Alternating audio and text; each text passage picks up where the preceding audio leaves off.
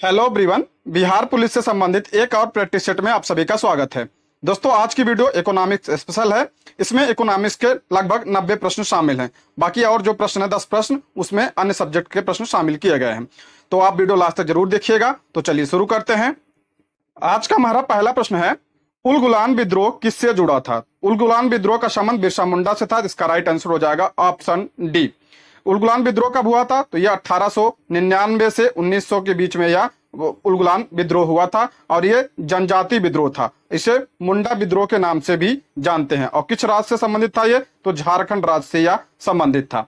बिरसा मुंडा की बात करें तो इन्हें धरती बाबा के नाम से भी जाना जाता है। किस नाम से? धरती बाबा के नाम से जाना जाता है। और इनके गुरु कौन थे? आनंद पांडे। ये भी पूछा जाता है इनके गुरु कौन थे? तो आनंद पांडे इनके गुरु थे। बात करें हम संथाल विद्रोह की। संथाल विद्रोह कब हुआ था? 1855-56 में संथाल विद्रोह हुआ था। और इसके नेता कौन थे? सिद्धो व कान्हो थे। कोल विद्रोह की बात करते हैं तो ये कब हुआ था? तो ये 1831-32 में हुआ था। और इसके प्रमुख नेता कौन थे? बुद्धो भगत इसके नेता थे। और कच्चा नागा, तो ये नागालैंड में हुआ था। आगे बढ़ते हैं। वास्को डी गामा ने भारत के समुद्री मार्ग की खोज की थी। तो कब की थी? तो इसका राइट आंसर हो जाएगा ऑप्शन सी, 1498 में। और भारत आने वाला पहला यूरोपीय कौन था? तो कौन था? वास्को डी गामा भारत आने वाला पहला यूरोपीय था। कब आया था? तो 1498 में आया था। पूछा जाता है किसकी सहायता से आया था? तो गुजराती व्यापारी अब्दुल माजिद की सहायता से आया था। किसके सहायता से? अब्दुल माजिद की सहायता से आया था। और सबसे पहले कहां पहुंचा था? तो कालीकट पहुंचा था। और कालीकट के समय, उस समय शासक कौन था? तो उस समय जमोरिन, हिंदू शासक था। जमोरिन उस समय शासक था। उसी ने वास्को डी गामा का स्वागत किया था। क्रम पूछा जाता है कौन सी यूरोपीय कंपनी कब आई थी? पहले कौन आया था? पुर्तगाली आया था। उसके बाद कौन आया था? डच आया था। उसके बाद अंग्रेज, उसके बाद डेनिश, उसके बाद फ्रांसीसी आए थे। आप क्रम ध्यान रखिए, क्रम भी पूछा जाता है। अगला है, शिकागो में 1893 में विश्व धर्म संसद में किसने भाग लिया था? तो किसने भाग लिया था? तो इसका राइट आंसर हो जाएगा ऑप्शन बी, स्वामी विवेकानंद ने शिकागो धर्म सम्मेलन में भाग लिया था। कब हुआ था ये? 1893 में हुआ था। स्वामी विवेकानंद की बात करें तो इनके बचपन का नाम पूछा जाता है। क्या था इनके बचपन का नाम? नरेंद्र नाथ दत्त इनके बचपन का नाम था। और इनके गुरु कौन थे? तो रामकृष्ण परमहंस इनके गुरु थे। और स्वामी विवेकानंद ने ही 1897 में रामकृष्ण मिशन की स्थापना की थी। कब की थी? 1897 में। कहां पे? कलकत्ता के समीप 12 नगर में रामकृष्ण मिशन की स्थापना की थी। और इनकी पुस्तकें हैं कर्म योग, ज्ञान योग और राजयोग। आप इसको भी ध्यान रखिए। कर्म योग, ज्ञान योग, राजयोग किसकी पुस्तक है? स्वामी विवेकानंद की पुस्तक है। राजा राम मोहन राय की बात करें तो इन्होंने 1828 ईस्वी में क्या किया था? ब्रह्म समाज की स्थापना की थी। स्वामी दयानंद सरस्वती ने कौन से समाज की स्थापना की थी? तो 1875 में आर्य समाज की स्थापना की थी। और इन्होंने वेदों की ओर लौटो का नारा दिया था। आप इतना ध्यान रखिएगा। अगला प्रश्न है, दोस्तों अब इकोनॉमिक्स प्रश्न शुरू हो गए हैं। प्रश्न है, मानव पूंजी में निवेश करने का जरिया है। मानव पूंजी क्या होता है? मानव पूंजी से आशय तकनीकी दृष्टि से प्रशिक्षित एवं कुशल श्रम शक्ति से होता है। यानी मानव का पूंजी के रूप में प्रयोग करना मानव पूंजी कहलाता है। और ये कब होगा? जब मानव को अच्छी शिक्षा मिलेगी, प्रशिक्षण मिलेगा, तो क्या होगा? मानव पूंजी का निर्माण होगा। तो ऑप्शन सी इसका करेक्ट आंसर हो जाएगा। अगला प्रश्न है, तृतीय क्षेत्र में सम्मिलित गतिविधि नहीं है। कौन सा शामिल नहीं है? तो ऑप्शन डी इसका करेक्ट आंसर हो जाएगा। पशुपालन ये तृतीय क्षेत्र में नहीं आता है। देखिए 3 क्षेत्र हैं। पहला है प्राथमिक क्षेत्र, उसके बाद द्वितीय क्षेत्र, उसके बाद तृतीय क्षेत्र है। 3 क्षेत्र हैं। प्राथमिक क्षेत्र में कौन आता है? तो कृषि संबंधित जो गतिविधियां होती हैं वो प्राथमिक क्षेत्र में आता है। जैसे पशुपालन आता है, इसमें मत्स्य पालन आता है, खनन भी इसमें आता है। ध्यान रखिए, खनन किस में आता है? तो प्राथमिक क्षेत्र में आता है। द्वितीय क्षेत्र में क्या आता है? विनिर्माण आता है। द्वितीय क्षेत्र में विनिर्माण आता है। और तृतीय क्षेत्र की बात करें तो इसे सेवा क्षेत्र कहा जाता है। इसमें क्या आता है? जैसे व्यापार, परिवहन, बैंकिंग, स्वास्थ्य, बीमा, संचार, सब किसमें आता है? सेवा क्षेत्र में आता है। एक प्रश्न बनता है कि जीडीपी में सर्वाधिक योगदान किस क्षेत्र का है? तो तृतीय क्षेत्र का होता है सर्वाधिक योगदान जीडीपी में। आप इसको भी ध्यान रखिएगा, यानी सेवा क्षेत्र का। अगला है, सुरक्षा का तात्पर्य है। सुरक्षा का क्या तात्पर्य है? खाद्य उपलब्धता। यानी जब खाद्य उपलब्ध होगा तो हम सुरक्षित महसूस करेंगे। खाद्य की पहुंच, खाद्य की उसके तक पहुंच होगी तब भी। और खाद्य की समर्थता, यानी हम उसे खरीदने में समर्थ होंगे। तो क्या होगा? इसका राइट आंसर हो जाएगा ऑप्शन डी। नेक्स्ट है, निम्न में किस श्रेणी में भारत आता है? तो भारत किस श्रेणी में आता है? तो ऑप्शन सी इसका करेक्ट आंसर हो जाएगा। भारत विकासशील में आता है। ध्यान रखिए, विकसित और विकासशील क्या होते हैं? विकसित वे देश होते हैं जो विकास कर चुके होते हैं, ठीक है, जो विकास कर चुके होते हैं वो क्या होते हैं? विकसित देश होते हैं। और जो विकास की प्रगति पे होते हैं, जो विकास की प्रगति पर होते हैं वो कैसे देश होते हैं? तो विकासशील देश होते हैं। जैसे इसमें कौन आता है? भारत आता है, ब्राजील आता है। विकसित में कौन सा आता है?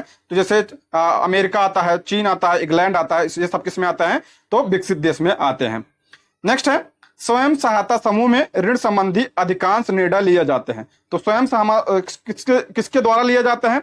तो जो इसके सदस्य होते हैं उसके द्वारा लिए जाते हैं। आप इसे SHG भी कहते हैं। किसके द्वारा लिया जाता है? सदस्यों के द्वारा। ऑप्शन बी इसका करेक्ट आंसर हो जाएगा, ठीक है। नेक्स्ट है, कौन भौतिक पूंजी का उदाहरण नहीं है? भौतिक पूंजी का उदाहरण मतलब भौतिक क्या होता है? भौतिक पूंजी क्या होता है? जो दिखता है, जैसे पैसा, भवन, ये सब क्या होता है? भौतिक पूंजी होता है। तो क्या होता नहीं पूछ रहा है, तो कौन सा नहीं है? तो शिक्षा एवं प्रशिक्षण, ये भौतिक पूंजी नहीं है। ये कैसी पूंजी है? तो ये मानव पूंजी है, ठीक है, मानव पूंजी है ये। ऑप्शन डी इसका करेक्ट आंसर हो जाएगा। अगला है, निम्न में से किस क्षेत्र में मौसमी बेरोजगारी की समस्या होती है? मौसमी बेरोजगारी समस्या किसमें होती है? तो इसका राइट आंसर हो जाएगा ऑप्शन ए, कृषि क्षेत्र में। ये मौसमी बेरोजगारी होती क्या है? जैसे मौसम के हिसाब से बेरोजगारी, जैसे ये कृषि क्षेत्र में होती है, जैसे कि धान का समय है, ठीक है, धान का समय है, और तो वहां पे क्या होता है? रोजगार मिल जाता है श्रमिकों को। लेकिन जैसे धान का समय खत्म होता है अब, तो क्या होता है? वो बेरोजगार हो जाते हैं, उनको रोजगार नहीं मिलता है। तो वो वही जो होता है क्या होता है? मौसमी बेरोजगारी होता है। यानी मौसम के हिसाब से बेरोजगारी क्या कहलाता है? मौसमी बेरोजगारी। और ये कृषि में पाया जाता है, आप इसको ध्यान रखिएगा। नेक्स्ट है, एक कंपनी जो एक से अधिक देशों में उत्पादन का स्वामित्व रखती है या नियंत्रण करती है तो क्या कहलाती है? तो इसे क्या कहा जाता है? इसे मल्टीनेशनल कंपनी यानी बहुराष्ट्रीय कंपनी कहा जाता है। ऑप्शन सी इसका करेक्ट आंसर हो जाएगा। जैसे अमेजॉन, एप्पल, ये सब कैसे कंपनियां हैं? तो ये बहुराष्ट्रीय कंपनियां हैं, अन्य देशों में जो कार्य करती हैं। अगला है, देशों के बीच विकास की तुलना करने हेतु उपयोगी मापक है। तो कौन सा मापक है? तो प्रति व्यक्ति आय। ऑप्शन ए इसका करेक्ट आंसर हो जाएगा। ऑप्शन ए इसका करेक्ट आंसर हो जाएगा। प्रति व्यक्ति आय क्या होता है? किसी देश की औसत आय होता है प्रति व्यक्ति आय। और इसकी गणना कैसे की जाती है? तो प्रति व्यक्ति आय की गणना जीडीपी को जनसंख्या से विभाजित किया जाता है, यानी प्रति व्यक्ति आय बराबर जीडीपी बटे उस देश की जनसंख्या, ठीक है। नेक्स्ट है, भारत में बजट निर्माण का कार्य किया जाता है। तो भारत में बजट निर्माण का कार्य किसके द्वारा किया जाता है? आप सभी को पता होगा, आप वित्त मंत्रालय। ऑप्शन ए इसका करेक्ट आंसर हो जाएगा। और वर्तमान में वित्त मंत्री कौन है? निर्मला सीतारमण है। और ये जो बजट है इसका उल्लेख संविधान के किस आर्टिकल में किया गया है? तो आर्टिकल 112 में किया गया है, आप इसको भी ध्यान रखें, ठीक है। दोस्तों, यदि आप हमारे चैनल पर नए हैं तो प्लीज चैनल को सब्सक्राइब करें, और अगर आपको वीडियो पसंद आती है तो लाइक, शेयर और कमेंट भी करें। और अगर आप इसका पीडीएफ चाहते हैं तो ज्वाइन कीजिए हमारे टेलीग्राम चैनल को, जिसका लिंक आपको डिस्क्रिप्शन बॉक्स या कमेंट बॉक्स में मिल जाएगा। तो चलिए आगे देखते हैं। अगला प्रश्न है, जापान एक विकसित धनवान देश बना, क्यों बना है? पहला कह रहा है मानव संसाधनों में निवेश के द्वारा। तो यही सही हो जाएगा, ऑप्शन ए इसका करेक्ट आंसर हो जाएगा। जापान ने क्या किया? मानव संसाधनों में निवेश किया, यानी उन्हें शिक्षा प्रदान की, प्रशिक्षण प्रदान किया। इससे देखिए, अगर कोई किसी भी देश को विकसित करना हो तो क्या होता है? शिक्षा, उन्हें अच्छी शिक्षा प्रदान करिए, प्रशिक्षण प्रदान करिए, तो क्या होगा? देश अपने आप विकसित हो जाएगा। तो जापान ने यही किया, ठीक है, मानव संसाधनों में उसने निवेश किया, यानी शिक्षा और प्रशिक्षण पर ज्यादा ध्यान दिया था, ठीक है। यदि भारत में विदेशी मुद्रा की मांग बढ़ जाती है तो भारतीय मुद्रा का क्या होगा? जैसे अगर डॉलर की मांग बढ़ जाती है भारत में तो क्या होता है? तो रुपया का क्या होता है? कम हो जाता है रुपया, तो क्या होता है? अवमूल्यन हो जाता है। ऑप्शन ए इसका करेक्ट आंसर हो जाएगा, भारतीय मुद्रा का अवमूल्यन हो जाता है, ठीक है। नेक्स्ट है, जीवन बीमा निगम का एक उदाहरण है। जो जीवन बीमा निगम है एलआईसी, ये किसका उदाहरण है? तो ये निवेश का उदाहरण है, ऑप्शन सी। यानी आप निवेश कर रहे हैं ना कि हम की लाइफ में, मतलब आगे चलकर हमें अच्छा कुछ मिलेगा इसमें, अगर इन्वेस्टमेंट करते हैं ना तो वही निवेश। ऑप्शन सी इसका करेक्ट आंसर हो जाएगा। अगर हम बात करते हैं एलआईसी की, तो एलआईसी की स्थापना कब हुई थी? 1956 में। और इसका मुख्यालय कहाँ है? तो मुंबई में इसका मुख्यालय है। और वर्तमान में अध्यक्ष कौन है? तो सिद्धार्थ मोहंती एलआईसी के वर्तमान में अध्यक्ष है, आप इसको भी ध्यान रखें। अगला है, भारत सरकार की आय का सबसे बड़ा स्रोत है। भारत सरकार की आय का सबसे बड़ा स्रोत क्या होता है? तो कारपोरेट टैक्स होता है, यानी उत्पाद कर होता है। ऑप्शन बी इसका करेक्ट आंसर। मान लीजिए भारत की आय 100 रुपए है, तो सबसे ज्यादा किससे आता है? तो सबसे ज्यादा टैक्स से, उत्पाद कर से आता है, ठीक है। यही इसका कहने का मतलब है। ऑप्शन बी इसका करेक्ट आंसर हो जाएगा। नेक्स्ट है दोस्तों, इसमें सारे प्रश्न जो है प्रीवियस ईयर में पूछे गए हैं, तो आप इसको ध्यान से देखिएगा। जो पीछे प्रश्न बताया 2021 बिहार में पूछा गया था, ये बिहार पुलिस में, सारे लगभग बिहार पुलिस में पूछे गए हैं, इसलिए बहुत ही इंपॉर्टेंट है। निम्न में से किसने अतिरिक्त मूल्य का सिद्धांत प्रतिपादित किया? तो अतिरिक्त मूल्य का सिद्धांत किसने दिया था? ऑप्शन डी इसका करेक्ट आंसर हो जाएगा। कार्ल मार्क्स ने अतिरिक्त मूल्य का सिद्धांत दिया था। इनकी एक पुस्तक है दास कैपिटल, दास कैपिटल, आप इसको भी ध्यान रखिएगा, ठीक है। अतिरिक्त मूल्य सिद्धांत होता क्या है? जैसे कि मान लीजिए यहाँ फैक्ट्री में कोई चीज बनती है 5 रुपए में और वो बाजार में आते आते क्या हो जाता है, जिसे 50 रुपए का हो जाता है, वही हुआ अतिरिक्त मूल्य, और उसी की आलोचना किया था कार्ल मार्क्स ने। नेक्स्ट है, बैंक के आईएफएससी कोड में कितने अंक होते हैं? तो बैंक के आईएफएससी कोड में कितने अंक होते हैं? देखिए ये भी यहाँ पर पुलिस में प्रश्न बन चुका है, तो कितने होते हैं? ऑप्शन ए इसका करेक्ट आंसर हो जाएगा, 11 अंक होते हैं। बात करें अगर आधार कार्ड में, आधार कार्ड में कितने होते हैं? 12 होते हैं। पैन कार्ड में कितने होते हैं? 10 होते हैं। पिन में कितने होते हैं? जो पिन कोड होता है उसमें 6 होता है। और एटीएम में कितना होता है? 16 होता है। और पीएनआर जो होता है उसमें कितना होता है? 10 होता है। आप इसको भी ध्यान रख लीजिएगा। अला ऐसा बाजार जिसमें लेन देन भविष्य में किसी खास समय पर संपन्न होगा को कहा जाता है। यानी ऐसा बाजार जो खास समय पर लेन देन संपन्न होगा, तो क्या कहते हैं? वादा, यानी वादा करते हैं ना कि कोई बाजार, तो वही हो जाएगा ऑप्शन डी इसका करेक्ट आंसर, ठीक है।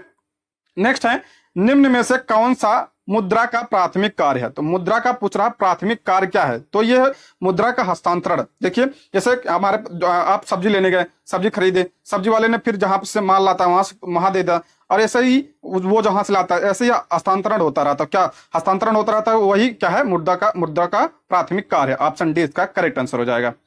अगला है, निम्नलिखित में से कौन सी संस्था पंचवर्षीय योजना की क्रियान्वित के लिए जिम्मेदार थी? कौन सी? तो योजना आयोग के तहत पंचवर्षीय योजना को लागू किया गया था। योजना आयोग का गठन कब हुआ था? तो 1950 में हुआ था। अब पहली पंचवर्षीय योजना कब चली थी? तो 1951 से लेकर 1956 तक पहली पंचवर्षीय योजना चली थी। और ये किस मॉडल पे आधारित थी? तो हेराल्ड डोमर मॉडल पे यह आधारित थी। और दूसरी पंचवर्षीय योजना 56 से 61 तक चली थी, और 21 मॉडल पे थी, तो महाल नोबिस मॉडल पे थी। आप इसको भी ध्यान रखिएगा। और ये जो योजना है, ये पंचवर्षीय योजना था, ये कब तक चला था? ये लास्ट कौन सी पंचवर्षीय योजना तक चला था? 12वीं तक चला था, ठीक है, 12वीं तक। उसके बाद योजना आयोग की जगह कौन सा आ गया? तो नीति आयोग आ गया। नीति आयोग की स्थापना कब हुई थी? 1 जनवरी 2015 को नीति आयोग की स्थापना हुई थी। दोस्तों मैं जो बोल रहा हूं आप इसको ध्यान से सुना करिए, ठीक है। अगला प्रश्न है, निम्नलिखित विकल्पों में से प्राथमिक सम्यक संग्रह के 3 मूलभूत तरीके हैं। देखिए सम्यक का मतलब होता है प्राइमरी डाटा, ये प्राइमरी डाटा होगा इसका मतलब। तो किसके क्या आधार होता है?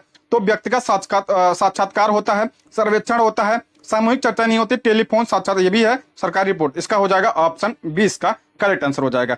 अल्लाह पिछले कुछ वर्षों में अर्थव्यवस्था के किन क्षेत्र ने बिहार में सबसे तेजी से विकास दर्ज किया है? तो किसने विकास दर्ज किया है? तो ऑप्शन डी इसका करेक्ट आंसर हो जाएगा, विनिर्माण। ध्यान रखिए यह प्रश्न बना है, ठीक है, 2020 में यह प्रश्न बना है। विनिर्माण ने बिहार में सर्वाधिक विकास दर्ज किया है। विनिर्माण मतलब जैसे सड़क का निर्माण हुआ, नए नए भवनों का निर्माण हुआ है, तो बिहार में ये सर्वाधिक हुआ है, ठीक है।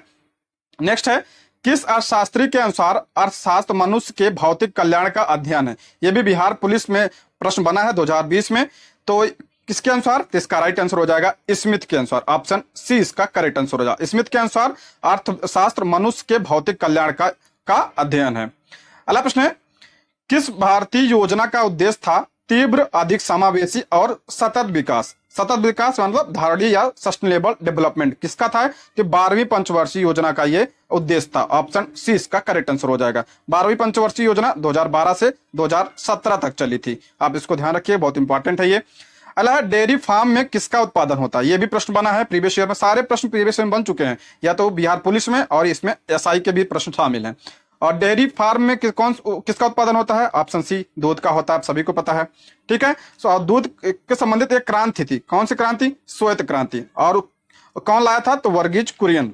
अगला है, जिसमें वस्तु का केवल एक विक्रेता होता है, ऐसा बाजार स्थिति मतलब जैसे कि एक ही विक्रेता हो, तो वो क्या होता है? एकाधिकार हो जाता है ना, एक ही होता, अपने मनमानी करेगा तो क्या होता है? ऑप्शन 20 का करेक्ट आंसर हो जाएगा, एकाधिकार बाजार इसे कहा जाता है। नेक्स्ट है, पेन तथा स्याही की मांग को कहा जाता है, यानी पेन की भी मांग है और स्याही की भी मांग है, यानी दोनों की मांग है, तो क्या कहा जाएगा? तो संयुक्त मांग कहा जाएगा। यानी पेन का भी मांग है और स्याही, तो संयुक्त मांग हो जाएगा। अगला है, मांग के लिए आवश्यक तत्व है। मांग के लिए क्या जरूरी है कि तो वस्तु की इच्छा, वस्तु की इच्छा है तभी तो हम किसी चीज को डिमांड करेंगे। और एक निहित मूल्य हमारे पास, या एक निहित मूल्य मतलब मूल्य भी हो और एक उसका एक निहित मूल्य यानी उसका एक जो है बेस मूल्य हो। और साधन व्यय करने की तत्परता कि हम उसे खर्च, पैसा हमारे पास खर्च नहीं करना चाह रहे हैं तो मांग कैसे डेवलप होगी, नहीं होगी ना।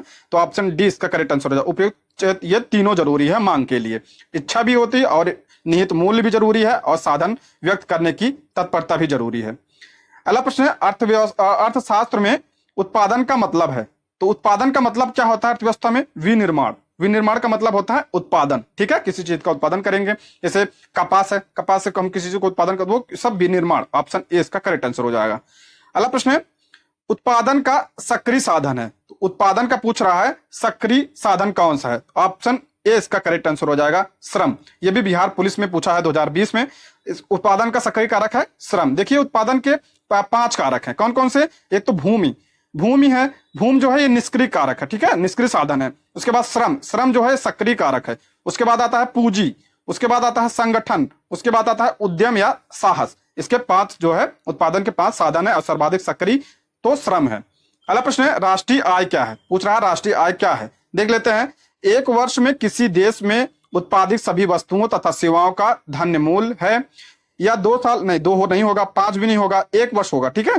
तो क्या हो जाएगा इसका राइट आंसर? इसका राइट आंसर हो जाएगा ऑप्शन ए। 1 वर्ष में किसी देश में उत्पादित सभी वस्तुओं तथा सेवाओं का धन्य मूल्य क्या होता है? ये राष्ट्रीय आय कहलाता है। ऑप्शन ए इसका करेक्ट आंसर हो जाएगा, ठीक, देश के बाहर नहीं होगा। अगला है कपास के रेशों का उपयोग कर कपड़े बनाने की आर्थिक गतिविधि किस क्षेत्र के अंतर्गत आती है? तो ये किसके क्षेत्र के अंतर्गत आती है? देखिए कपास जो होता है ये किसके अंतर्गत आता है तो ये प्राथमिक क्षेत्र के अंतर्गत आता है, पहले के अंतर्गत आता है। लेकिन जब इससे क्या बन गया? रेशा बन गया। तो रेशा क्या होगा? तो वो क्या हो गया? निर्माण किया कुछ उससे, तो विनिर्माण। विनिर्माण किसमें आता है? द्वितीय क्षेत्र में आता है। ऑप्शन ए इसका करेक्ट आंसर हो जाएगा। आप इसको ध्यान रखिए, इसमें कंफ्यूजन मत पालिएगा, क्योंकि कपास आप ये किससे संबंधित है? तो कृषि संबंधित है, ये प्राथमिक में आएगा। लेकिन इससे क्या कर रहा है? निर्माण हो रहा है, कपड़ा बन रहा है, तो कपड़ा बन रहा है तो ये द्वितीय क्षेत्र में आएगा। अगला प्रश्न है जनसांख्यिकी लाभांश होता है। तो जनसांख्यिकी लाभांश क्या होता है? तो ये इसका राइट आंसर हो जाएगा ऑप्शन सी। 14 से 50 वर्ष की कार्यशील जनसंख्या जो होती है, जनसांख्यिकी लाभांश। जनसंख्या मतलब जिस जनसंख्या से लाभ हो सके देश को। जैसे आप कौन सी 14 से 50 जो कार्यशील जनसंख्या से लाभांशी जनसंख्या की लाभांश कहते हैं। जैसे 15 से कम उम्र के जो होते हैं वो क्या होते हैं? आश्रित होते हैं। क्या होते हैं? आश्रित होते हैं। और जो 60 से अधिक ऊपर होते हैं ये भी आश्रित होते हैं, ये कार्यशील नहीं होते हैं। तो इसका हो जाएगा जनसांख्यिकीय लाभांश कौन है? 14 से 50 वर्ष। अगला प्रश्न है किस पंचवर्षीय योजना ने मानव पूंजी के महत्व पर जोर दिया? तो किसने दिया था? ऑप्शन डी इसका करेक्ट आंसर हो जाएगा 8वीं पंचवर्षीय योजना। 8वीं पंचवर्षीय योजना कब चली थी? 1992 से 1997 तक चली थी 8वीं पंचवर्षीय योजना, और इसने मानव पूंजी पर जोर दिया था। अगला प्रश्न है भारत निम्न में से दुनिया में किसका सबसे बड़ा उत्पादक और उपभोक्ता है? ध्यान रखिए उत्पादक भी पूछा है और उपभोक्ता पूछा है, दोनों, यानी उत्पाद भी करता है, उत्पादन भी करता है और उपभोग भी करता है। तो दलहन का करता है। ऑप्शन सी इसका करेक्ट आंसर हो जाएगा। गेहूं की बात करते हैं तो गेहूं विश्व में सर्वाधिक गेहूं का कौन करता है उत्पादन? तो चीन करता है। मक्का का कौन करता है? मक्का का कौन करता है? तो अमेरिका मक्का का सबसे ज्यादा उत्पादन करता है। भारत की बात करें, भारत में कर्नाटक मक्का का सर्वाधिक उत्पादन करता है। बाजरा का जो विश्व में भारत करता है, लेकिन इसमें पूछा है इस प्रश्न में कि उत्पादन भी करता है और उपभोग भी करता है। तो इस हिसाब से ऑप्शन सी इसका करेक्ट आंसर हो जाएगा। अगला किस उम्र के लोगों को मुख्य श्रम शक्ति के रूप में माना जाता है? तो किसे माना जाता है? 15 से 35 वर्ष। ऑप्शन ए इसका करेक्ट आंसर हो जाएगा। अगला प्रश्न है केंद्रीय सांख्यिकी संगठन का मुख्य कार्य क्या है? तो इसका मुख्य कार्य क्या है? ये 2020 में प्रश्न बन चुका है। तो इसका राइट आंसर हो जाएगा राष्ट्रीय आय के अनुमानों का संग्रह करना। ऑप्शन सी इसका करेक्ट आंसर हो जाएगा। अगला प्रश्न है वर्ग संघर्ष की अवधारणा किसने दी थी? तो ये किसने दी थी? कार्ल मार्क्स ने दी थी। ऑप्शन ए इसका करेक्ट आंसर हो जाएगा। बिहार पुलिस 2021 में यह प्रश्न बन चुका है एसआई में। अगला प्रश्न है अर्थशास्त्र को किसके अध्ययन के रूप में सर्वोत्तम रूप से परिभाषित किया जाता है? किसके किया जाता है? तो इसका हो जाएगा ऑप्शन सी समाज अपने सीमित संसाधनों का प्रबंधन किस प्रकार करे। यानी अर्थव्यवस्था तो यही होता है ना कि सीमित संसाधन हो फिर भी उसका जो है प्रयोग किस प्रकार किया जाए, मैनेज उसे किस प्रकार किया जाए, तो यही तो अर्थव्यवस्था सिखाती है। तो ऑप्शन सी इसका करेक्ट आंसर हो जाएगा। अगला प्रश्न है, किस वर्ष में केंद्र सरकार ने रेल बजट को आम बजट के साथ मिलाया था? ध्यान रखिए, पहले क्या होता था, पहले रेल बजट और आम बजट दोनों अलग अलग पेश किए जाते थे, अलग अलग पेश किए जाते थे। और ये अलग अलग पेश किसकी वजह से किया जाता था? ये 1924 से किया जा रहे हैं। किस समिति? एकवर्थ समिति की सिफारिश पर। एकवर्थ, आप इसको भी ध्यान रखिए, अलग अलग पूछा जाए तो एकवर्थ समिति की सिफारिश पर 1924 से अलग अलग जो है बजट लाए जा रहे थे, लेकिन इसे 2017 में एक कर दिया गया। ठीक है, दोनों को, अब आम बजट और रेल बजट को एक कर दिया गया 2017 में। तो इस हिसाब से ऑप्शन डी इसका करेक्ट आंसर हो जाएगा। ऐसा प्रश्न बनता है कि प्रथम संयुक्त बजट कब निकला था? तो 2017 में। और पूछा जाता है कि अंतिम बार अलग अलग कब बजट आया था? तो 2016 में। आप इसको ध्यान रखिएगा। नेक्स्ट है, भारत में मुद्रास्फीति को मापा जाता है, तो किस पे नापा जाता है? थोक मूल्य सूचकांक के द्वारा नापा जाता है। ऑप्शन ए, मतलब मुद्रास्फीति मतलब महंगाई। ऑप्शन ए इसका करेक्ट आंसर हो जाएगा। अगला कह रहा है, भारत में मुद्रा एवं साख का नियंत्रण कौन करता है? आप सभी को पता होगा मुद्रा का नियंत्रण कौन करता है, तो इसका भारतीय रिजर्व बैंक। ऑप्शन सी इसका करेक्ट आंसर हो जाएगा, आरबीआई करता है। अगर आरबीआई की स्थापना की बात करें तो आरबीआई की स्थापना कब हुई थी? 1935 में। किस अधिनियम के? आरबीआई एक्ट 1934 के अधिनियम के तहत। अधिनियम पूछा था 1934, स्थापना 1935 में हुई थी। और इसके प्रथम गवर्नर कौन थे? सर ओसबोर्न स्मिथ इसके प्रथम गवर्नर थे। अब प्रथम भारतीय गवर्नर पूछा जाए तो सीडी देशमुख इसके प्रथम भारतीय गवर्नर थे। आप इसको भी ध्यान रखिएगा, इससे भी प्रश्न बनता है। अगला है, मिश्रित अर्थव्यवस्था का तात्पर्य है। मिश्रित का मतलब क्या होता है? मिलावट, यानी मिला हुआ। तो ये किस्सा मिश्रित अर्थव्यवस्था क्या होता है? तो इसमें निजी एवं सार्वजनिक यानी प्राइवेट एवं पब्लिक दोनों क्षेत्र की विद्यमानता होती है। ऑप्शन, भारत कैसी अर्थव्यवस्था है? भारत की अर्थव्यवस्था मिश्रित अर्थव्यवस्था है, यानी इसमें प्राइवेट का भी योगदान है और सार्वजनिक क्षेत्र यानी पब्लिक का यानी सरकार का भी योगदान है। अगला है, किस राज्य की प्रति व्यक्ति वार्षिक आय न्यूनतम आकी गई है? प्रति व्यक्ति आय जो है न्यूनतम किसकी है? तो बिहार की है। ऑप्शन ए इसका करेक्ट आंसर हो जाएगा। उसके बाद किसका आता है? यूपी का आता है। उसके बाद मणिपुर का सबसे कम है। उसके बाद असम का सबसे कम है। आप इसको क्रम ध्यान रखें, बिहार का जो है सबसे कम है। ऑप्शन ए इसका करेक्ट आंसर हो जाएगा। यहीं का सबसे अधिक की बात करें तो गोवा का जो है सर्वाधिक है। गोवा का सर्वाधिक है। उसके बाद दिल्ली का आता है। ठीक है, दिल्ली का प्रति व्यक्ति आय सर्वाधिक है। उसके बाद अगला प्रश्न है, 1991 में नई आर्थिक नीति में अपनाई गई मुख्य नीति क्या थी? क्या अपनाया गया था? तो जिसे आप एलपीजी के नाम से जानते हैं। एलपीजी से क्या हो गया? लिबरलाइजेशन यानी उदारीकरण। अब पी से क्या हो गया? प्राइवेटाइजेशन यानी निजीकरण। और जी से क्या हो गया? ग्लोबलाइजेशन यानी वैश्वीकरण। यानी नीतियों को क्या किया गया? उदार किया गया। जो हमारी नीतियां, लाइसेंस वगैरह लेना होता था तो बहुत कठिन उस समय था, तो उसके उदार बनाया गया। निजीकरण, प्राइवेट कंपनी को भी जो है शामिल किया गया। और वैश्वीकरण, बाहरी कंपनियों को भी भारत में इन्वाइट किया गया। तो यही था, कब किया गया था? 1991 के आर्थिक नीति के तहत। ऑप्शन डी इसका करेक्ट आंसर हो जाएगा। अगला प्रश्न है, यह विचार की भविष्य में भारतीय नियोजन में वस्तुओं से अधिक ध्यान व्यक्तियों पर देना चाहिए, व्यक्त किया था। तो ये किसने व्यक्त किया था? तो अमर्त्य सेन। ऑप्शन ए इसका करेक्ट आंसर हो जाएगा, अमर्त्य सेन। अगला है, निम्नलिखित में से कौन सा भारतीय कृषि की निम्न उत्पादकता का कारण नहीं है? ध्यान रखिए, पर निम्न उत्पादकता का कारण नहीं पूछा है। ठीक है, कौन सा नहीं है? तो कह रहा है जनसंख्या का दबाव। जनसंख्या का दबाव से तो क्या होता है? निम्न उत्पादकता होता है। तो ये नहीं होगा। इससे क्या होता है? निम्न उत्पादकता, कृषि की निम्न उत्पादकता होती है। और प्रचंड बेरोजगारी, प्रचंड बेरोजगारी किसमें होती है? तो कृषि में होती है प्रचंड बेरोजगारी। तो ये भी निम्न उत्पादकता का कारण बनता है। और भूमि जोत का छोटा आकार यानी खेत का छोटा आकार भी, ये भी निम्न उत्पादकता का कारण बनता है। तो कौन सा नहीं बनता है? ऑप्शन सी इसका करेक्ट आंसर हो जाएगा, सहकारी कृषि। सहकारी कृषि का मतलब क्या होता है? जैसे कोई भूमिहीन किसान है, ठीक है, और वो कोई भूमिहीन सामी, दोनों साथ, मतलब साझा कृषि कहते हैं इसे। और उसके भूमि दे दिया और इसने कृषि की, कुछ हिस्सा इसको दे दिया, कुछ हिस्सा खुद रख लिया। तो यही क्या होता है? सहकारी कृषि। और इससे क्या होता है? निम्न उत्पादकता नहीं होती है। इससे क्या होगा? कृषि में, कृषि क्षेत्र में तो बढ़ावा ही मिलेगा ना। नेक्स्ट है, भारत में सबसे महत्वपूर्ण लघु स्तर उद्योग हैं। पूछ रहा है भारत में सबसे महत्वपूर्ण लघु स्तर उद्योग कौन से हैं? देख लेते हैं ऑप्शन। तो हो जाएगा हथकरघा उद्योग। ऑप्शन सी इसका करेक्ट आंसर हो जाएगा। हथकरघा मतलब जो हाथ से जो चीजें बनाई जाती हैं। अगला है, मानव पूंजी में बढ़ता हुआ विनियोग अग्रसारित करता है। रहा है, मानव पूंजी में बढ़ता हुआ विनियोग अग्रसारित करता है। तो किसको अग्रसारित करता है? देखिए, संसाधनों का समुचित प्रयोग। देखिए, विनियोग मतलब क्या होता है? मानव पूंजी में बढ़ावा जब विनियोग मतलब बढ़ावा मिल रहा है, तो संसाधनों का समुचित प्रयोग, ठीक है। उत्पादकता में वृद्धि, ये भी सही है। कुशलता में विकास, तो ये भी सही है, यानी उपयोग सभी सही हो जाएगा। ऑप्शन डी इसका करेक्ट आंसर हो जाएगा। मानव पूंजी में अगर बढ़ेगा मानव पूंजी, क्या हो, जो संसाधन हो हमारे पास, तो उसका समुचित प्रयोग है, यानी उसका सही से प्रयोग होगा। उत्पादकता में भी क्या होगा, वृद्धि होगा, और धीरे धीरे कुशलता में भी विकास होगा। तो ऑप्शन डी इसका करेक्ट आंसर हो जाएगा।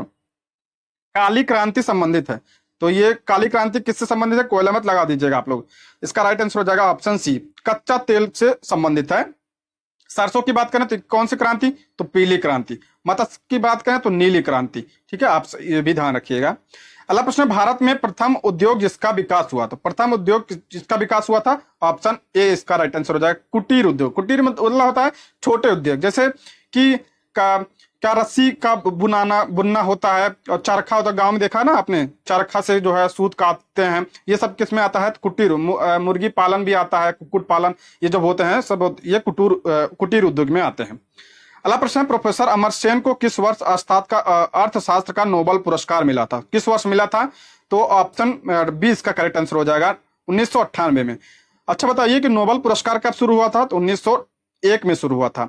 और अर्थशास्त्र का नोबेल पुरस्कार कब शुरू हुआ था, तो 1969 में। ध्यान रखिए, अर्थशास्त्र का कब शुरू हुआ था, 1969 से शुरू हुआ था। अगला प्रश्न है, आर्थिक नियोजन के युग के आरंभ से भारत की सकल राष्ट्रीय आय में कृषि का हिस्सा, देखिए कृषि का हिस्सा पूछ रहा है जीडीपी में, तो क्या हुआ था, पहले बढ़कर फिर कम हुआ था, पहले बढ़ा था अब क्या हुआ, कम हुआ। अब सर्वाधिक किसका है, तो सेवा क्षेत्र का है। जीडीपी में सर्वाधिक योगदान किसका है, तो सेवा क्षेत्र का है। ठीक है, अगला प्रश्न है, निम्न में से प्रत्यक्ष कर कौन सा है, प्रत्यक्ष कर यानी डायरेक्ट टैक्स पूछा है, कौन सा है, तो आयकर। ऑप्शन यानी इनकम टैक्स जो होता है, क्या होता है, डायरेक्ट टैक्स, आपके इनकम से ही तो लिया जाता है।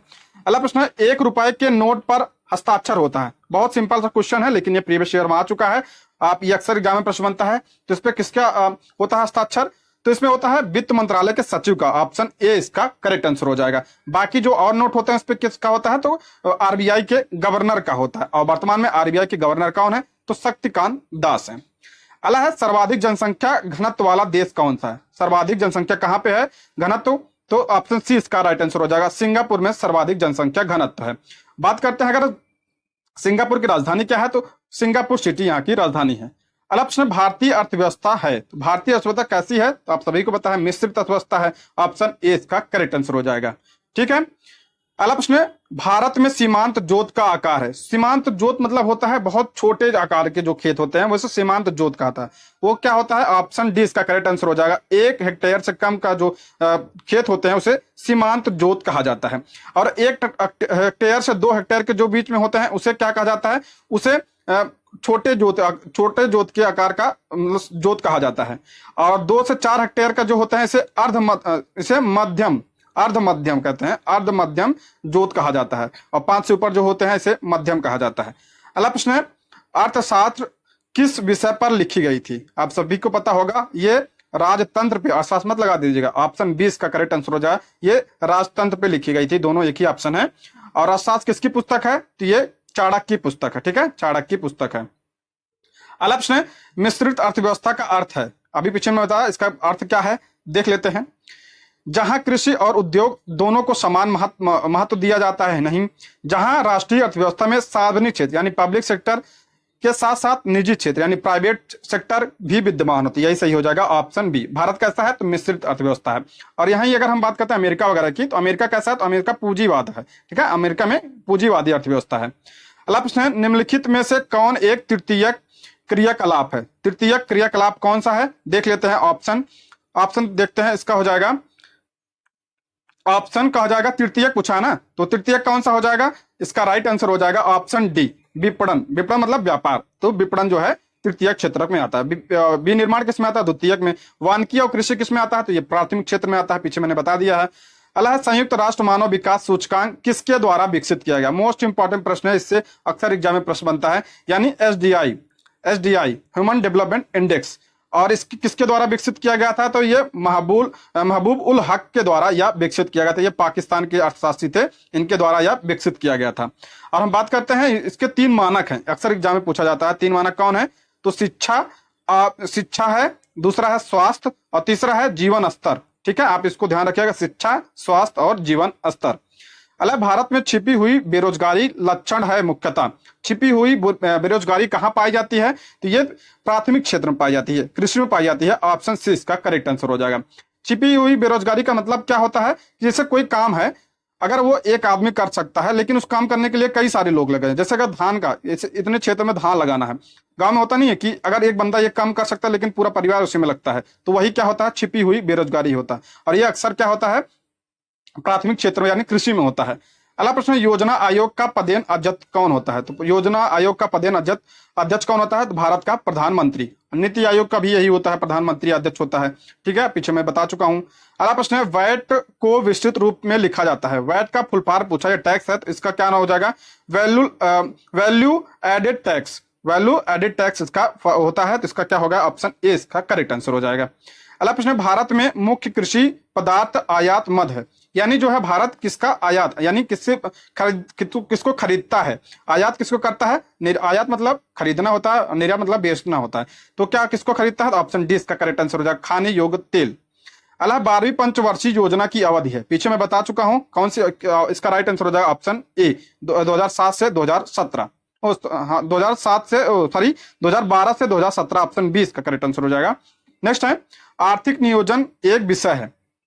आर्थिक नियोजन ये किसका विषय पूछ रहा है? कौन किस सूची का विषय है? तो ये समवर्ती सूची का विषय, ऑप्शन ए इसका करेक्ट आंसर हो जाएगा। समवर्ती सूची में वर्तमान में कितने विषय शामिल है? तो 52 विषय शामिल है। राज्य सूची की बात करें तो इसमें 61 विषय शामिल है। संघ सूची में कितने शामिल है?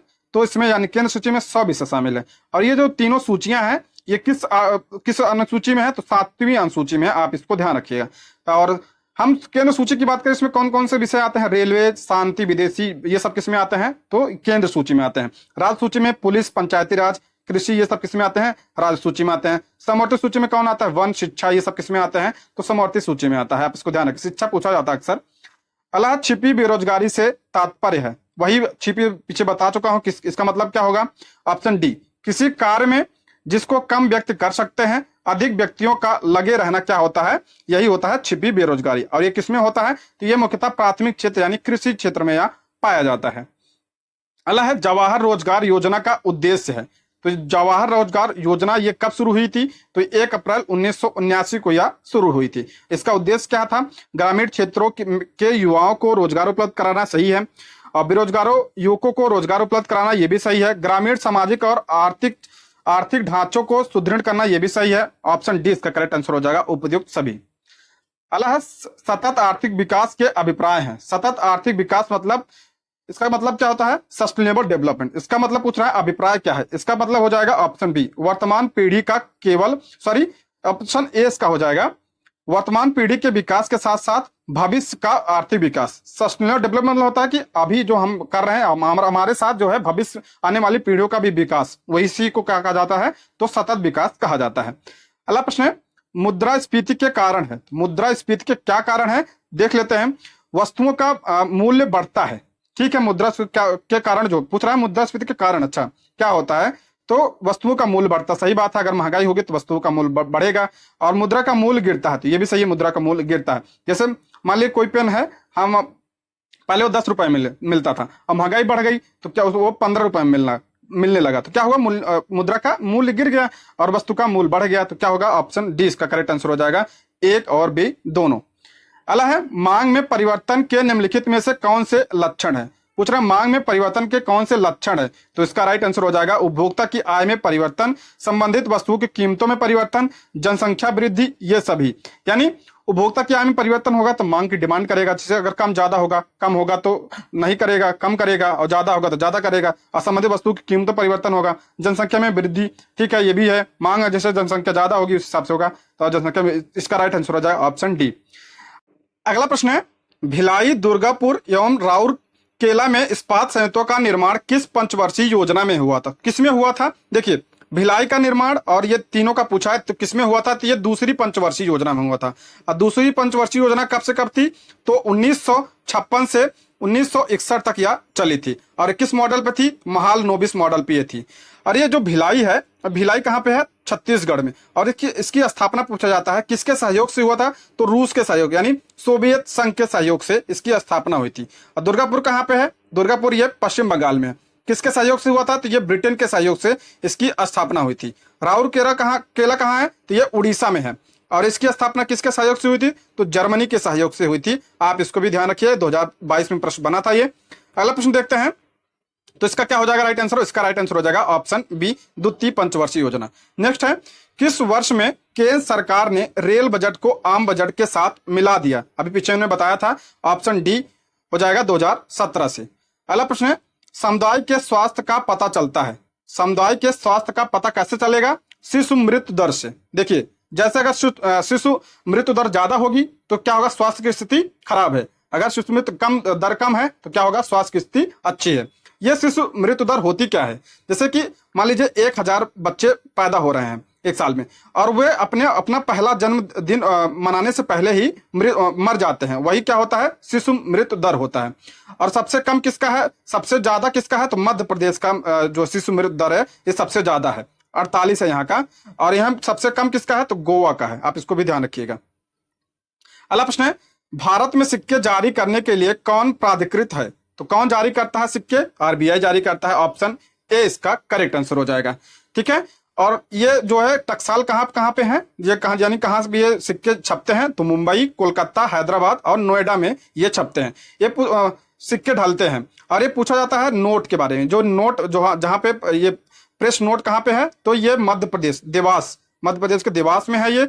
और नासिक में है। ठीक है, नासिक कहाँ है? तो महाराष्ट्र में। और सालबोनी कहाँ है? तो ये पश्चिम बंगाल में है। और एक है मैसूर। 4 हैं प्रेस जो जहां नोट छपते हैं, 4 हैं। आप इसको ध्यान रखिएगा। अगला प्रश्न है, भारत में पहली बार किसने वार्षिक आय को अनुमानित किया था? तो किसने अनुमानित किया था? तो दादा भाई नौरोजी ने किया था। ऑप्शन ए इसका करेक्ट आंसर हो जाएगा। और उस समय प्रति व्यक्ति आय कितनी थी? तो 20 रुपए उस समय प्रति व्यक्ति आय थी। आप इसको ध्यान रखिएगा। दादा भाई नौरोजी को क्या कहा जाता है? तो वयोवृद्ध दादा भाई नौरोजी को कहा जाता है।